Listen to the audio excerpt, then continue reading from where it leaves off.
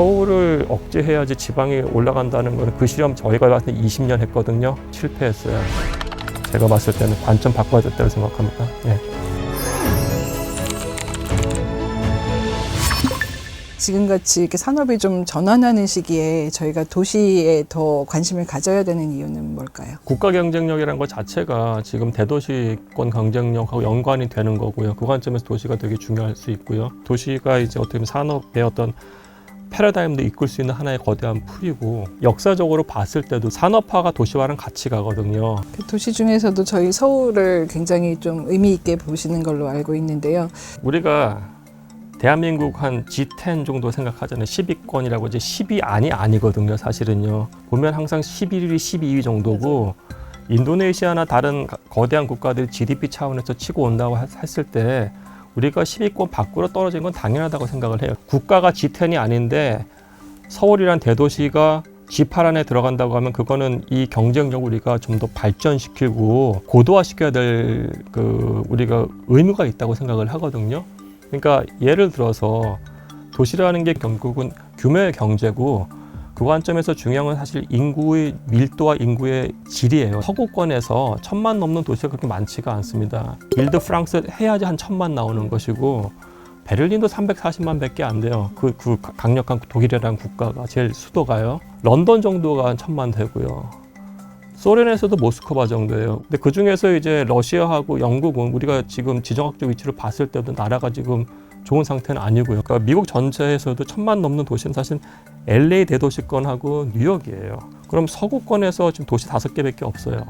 나머지 아시아권에서 봤을 때 서울, 북경, 상해, 동경 4개예요. 그러면 서구권에서 한 3개, 4개 있고 아시아권에서 3개, 4개 있으면 그게 벌써 G7, G8이에요. 우리가 아시아권에서 압도적인 경쟁력을 갖고 있기 때문에 우리가 G2가 될 수 있다는 가능성은 있어요. 국가가 G2가 못 되지만은 대서울이 G2가 될 수 있다고 하면 우리가 이거를 고도화시키고 효율화시켜가지고 만들면 되는 거죠. 지금 다 서울로 너무 몰려들어서 이제 인구가 서울만 지금 넘치고 있는 거에 대해서도 사실 문제를 많이 삼고 있잖아요.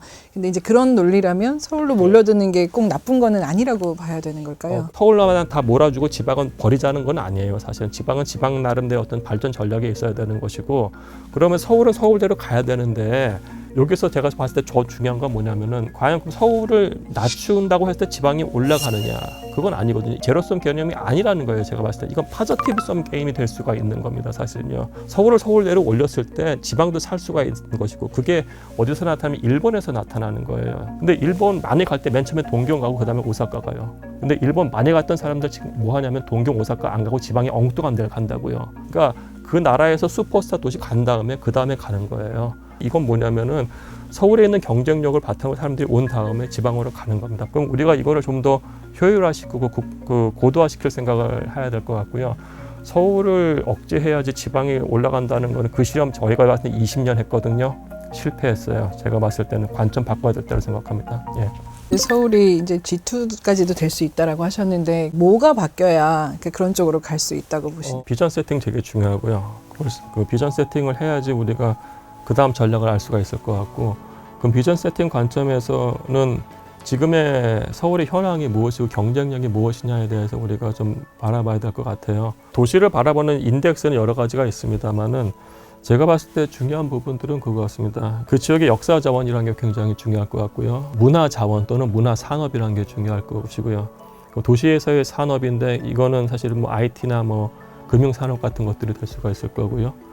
그리고 자연 경관, 그 다음에 인프라 같은 것들이 중요하다고 생각을 해요. 역사 자원이라는 측면하고 문화 자원 측면 같은 것들은 굉장히 서울이 탁월하다고 생각을 해요. 물론 인프라도 탁월하고, 그 다음에 이제 뭐 금융이나 이런 서비스 산업도 탁월합니다만 이거는 돈을 투자하면은 될 수가 있는 부분들이에요. 근데 우리가 역사 자원이라는 거는 지금 돈을 넣어서 되는 일이 아니거든요. 그거는 이미 그 동네에서 1000년, 뭐 2000년 사람 그 축적의 겹이 나타나는 것인데, 근데 아까 말씀드린 뭐 그냥 G7이라고 할게요. 뉴욕, 파리, 그다음에 런던, 그리고 서울, 북경, 상해, 동경 봤을 때 서울 정도의 1000년의 역사를 갖고 있는 데는 북경하고 파리 정도예요.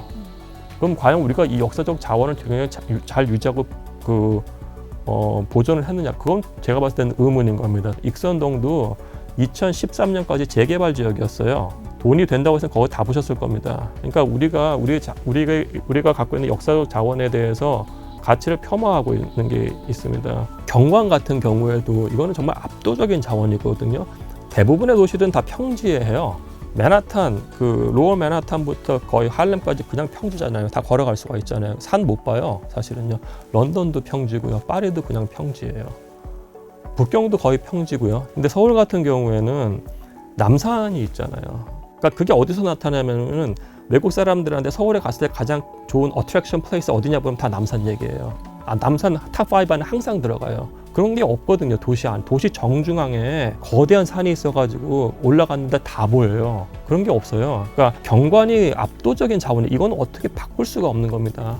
강 같은 경우도 한강 얼마나 크냐고요. 그래서 큰 스케일에서 봤을 때는 우리가 문화자원이라든지 경관이라든지 역사자원 같은 것들이 사대문 안에 있다고 하면은 공간적으로 사대문 안에서는 보다 보존을 중시하는 전략으로 가야 되는 것이고요. 지금 단계에서는 무엇이 자원이야, 무엇이 서울의 경쟁력에 대한 스터디가 우선 이루어져야 되는 거고, 그 다음에 그것이 공간적으로 어디에 있느냐에 대한 스터디, 그럼 그것을 어떻게 할 것인가에 대한 것들, 그것이 가치 무엇이냐, 그럼 거기에 맞춰서 우리가 개발을 해야 되는 거기 때문에 그 개발을 어떤 식으로 할 거냐, 부시고 이렇게 올릴 거냐, 아니면은 그것과 조화롭게 할 수 있는 개발 방식들이 있거든요. 그렇게 할 것인가, 아니면 그렇지 않은 지역은 어떻게 할 것인가에 대해서 좀 차별적인 전략이 있었으면 좋겠어요.